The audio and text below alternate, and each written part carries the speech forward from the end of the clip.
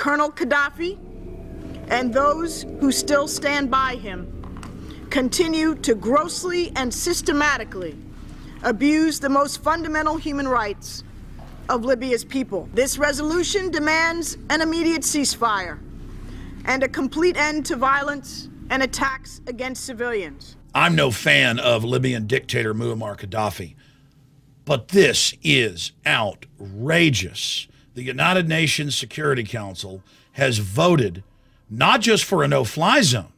Now the British, the French, and the U.S. have announced that they may start as early as tomorrow, just a few hours in Libya, airstrikes on Muammar Gaddafi's military bases and, quote, emplacements. This is all-out war. Ron Paul, a few weeks ago, when there were calls for the no-fly zone, pointed out that that is a blockade of the air and is an act of war. This is the globalist empire who loves putting dictators in other nations and has a long history of it, simply going after one of their enemies. They've been behind the revolutions in Egypt. They've been behind other revolutions as part of a program of destabilization that Zbigniew Brzezinski has written about.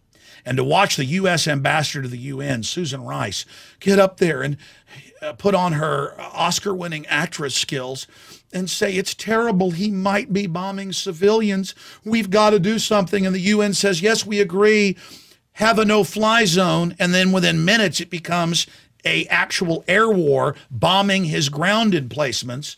When the U.S. military and CIA has over 1,000 drones in Iraq, Afghanistan, and Pakistan, killing no-name terrorists, anyone on the ground with a gun, in a country that has more guns like Afghanistan than Texas.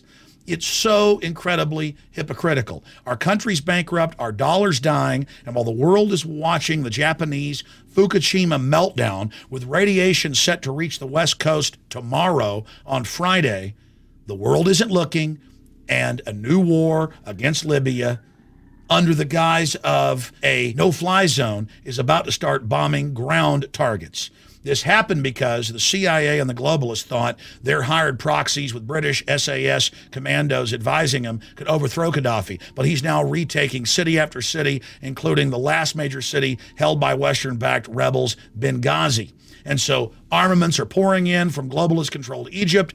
The airstrikes are about to begin on the ground, another war run by this empire. And remember, America's not doing this. America's been financially captured by the very same globalist banking cartel that is now launching this new war. Everybody should call Congress, call the White House, and tell them, stop this new illegal war, at least have Congress declare war, something that hasn't happened since World War II. Basically, this is like the Bay of Pigs. But instead of some communist dictator, they're going after a North African dictator, and it's all about oil, and it's wrong. But again, Secretary of Defense Gates a few months ago said, I don't care if 70+% of Americans want us out of Afghanistan. They always push the date back 2 years. And they don't care what we want here or what's unconstitutional. This is about global domination using America's blood, sweat, and treasure, and it's destroying our name. Leave North Africa to the North Africans, like our first president, George Washington, said, no foreign entanglements. Visit Infowars.com and PrisonPlanet.com. When you're on the site, you can also tune in 24 hours a day to my daily radio broadcast. There's also a free iPhone app to listen to the syndicated radio show when and where you want.